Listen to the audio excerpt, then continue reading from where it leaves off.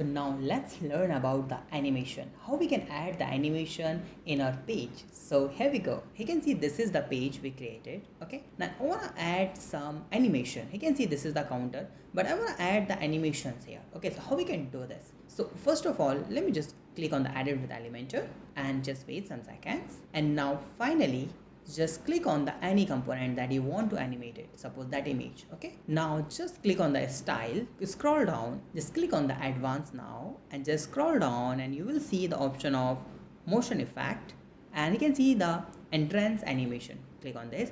You can see we have animations like zoom in, bounce in, like zoom in, like this. Okay, so let's just select this and make it publish.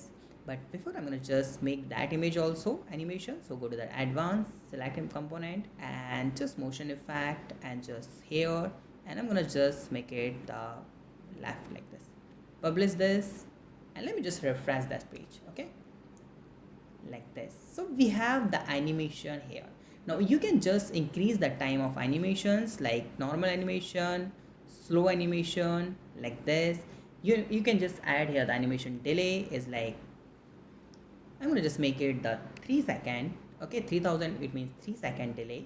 Let me publish this, place this and just refresh it. This, you can see the 3 seconds wait and then that animation comes. So you can add to the 2 second or 1 second.